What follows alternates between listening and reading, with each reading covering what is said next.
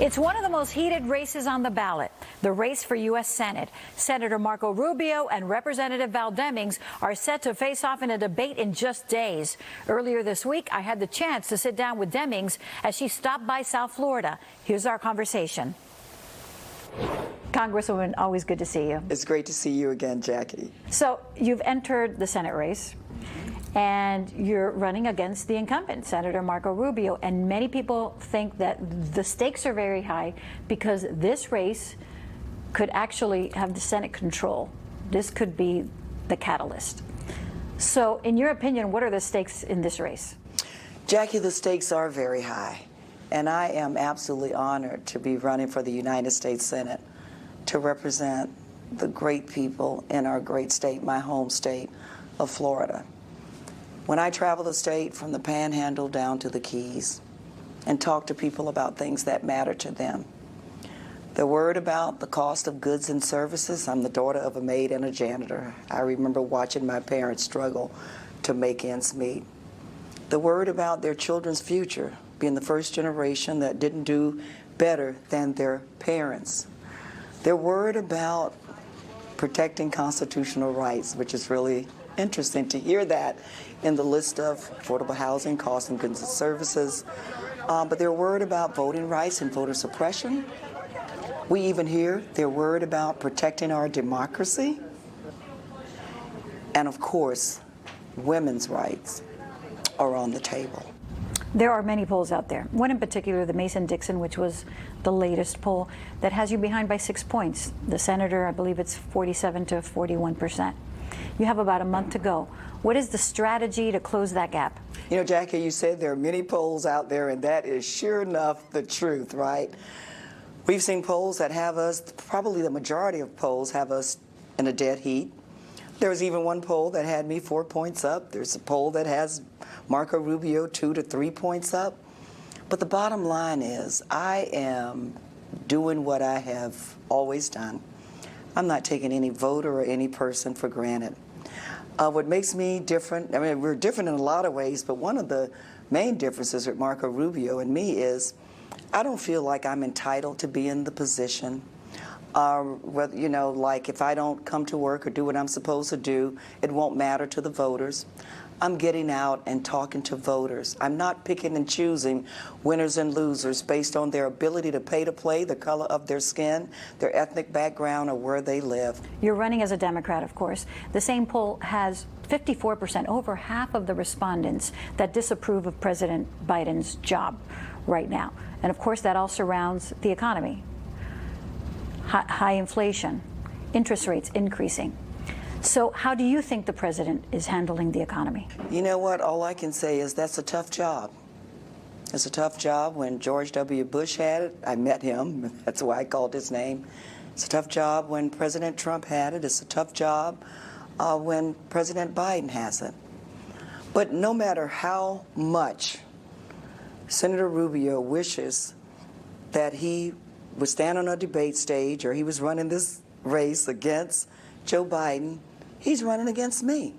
When I was the police chief, Jackie, I could not tell you the political party of the overwhelming majority of men and women who I worked with. It didn't matter. We had a mission to do, and we were laser focused on accomplishing that mission. As I travel the state, and look, I'm not just going into blue counties. Yeah, I'm going into blue counties. But as a police chief, I didn't have the luxury of just talking to people who thought like me or looked like me. I'm going into some red counties, too. I'm in rural areas. I'm in more urban areas. And I'm talking to people about things that matter.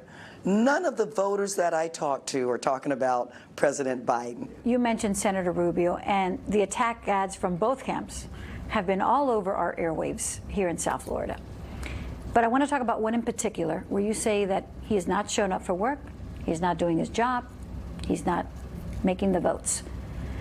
I asked him about that 3 weeks ago when I interviewed him, and he responded to me by saying that he has done more than most in the Senate, that he passed the PPP, which was instrumental in getting people back during and after COVID, and that in your 6 years, you have not passed one bill. How do you respond to that? Marco Rubio has one of the worst attendance records in the United States Senate.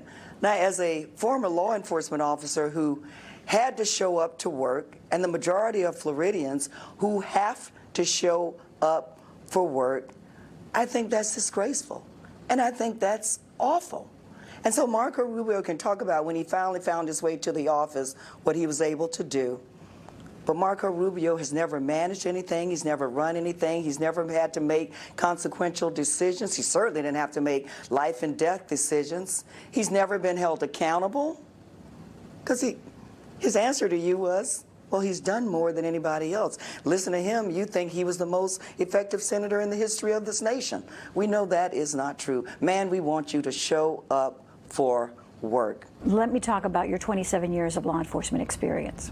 Why would you say that the Florida Police Benevolent Association, the Florida Sheriff's Association, the Florida Chiefs Association have endorsed Senator Rubio and not yourself?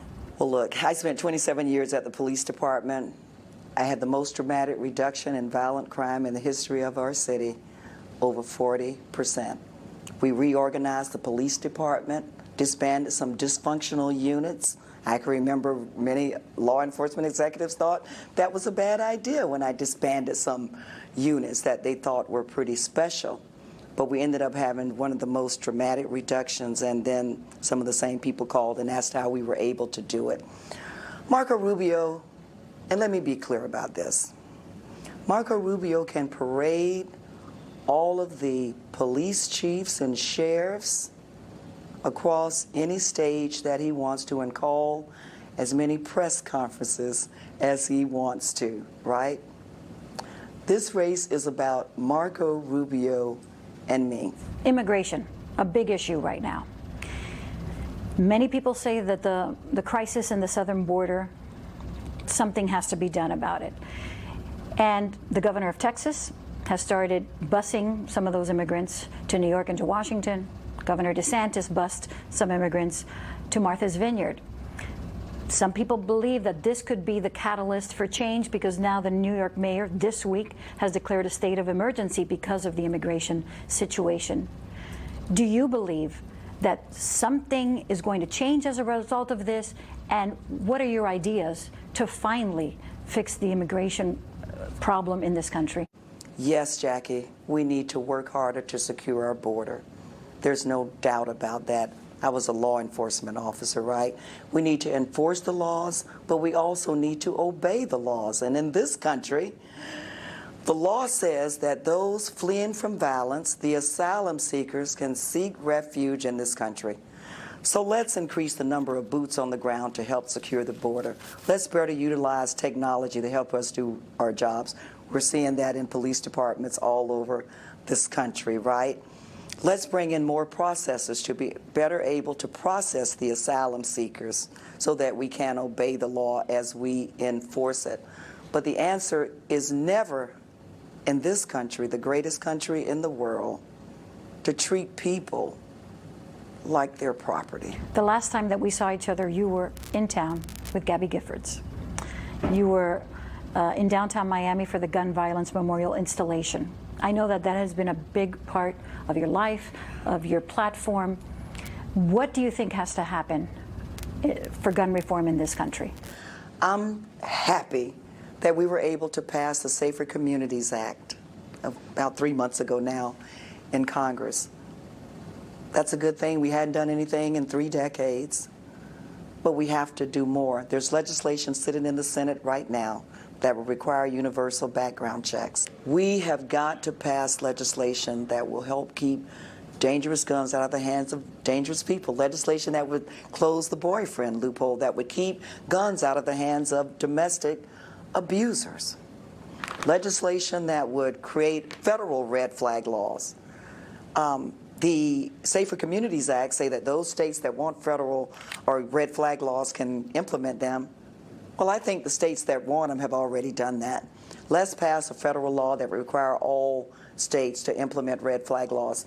We did it at the Parkland here in Florida, so we have just got to do more than just talk and thoughts and prayers.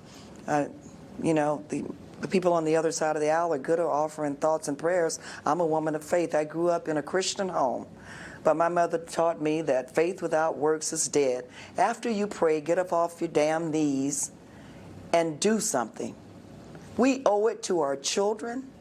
We owe it to American families to keep them from being gunned down in a classroom or in a grocery store or in a nightclub in my congressional district in Orlando. We've got to do more. Another big issue that is galvanizing this country is abortion. Of course, with the reversal of Roe v. Wade by the U.S. Supreme Court, and now in the state of Florida, Governor DeSantis has put a ban on abortion after 15 weeks with very few exceptions. This question is twofold. First, do you believe it should be in the hands of the state? And B, what is your stance on reproductive rights? We tried putting voting rights in the hands of the states, and look how that worked out. There are far too many states who feel like all eligible voters should be able to vote, and we're seeing more and more voter suppression efforts. That's not right. In terms of protecting a woman's right to choose, I cannot believe that we are even having to have this conversation. A woman's right to choose is very personal and very private. And I refuse to stand back and allow women to be treated as second-class citizens or as property. And no, I don't. As a former police detective who worked in the Crimes Against Children unit and investigated cases of rape and incest, no, I don't think it's okay for a 10-year-old girl to have to carry the seed of her rapist. I have 4 granddaughters, and shame on us if we allow my granddaughter's generation to have less rights than our generations. So I will continue to fight to protect a woman's right to choose, and I don't think there's any woman in this country whose very personal, private decisions should be made by her member of Congress, her governor, or her senator. Congresswoman, we're going to have to leave it there. Thank you very much for joining us. Thank you.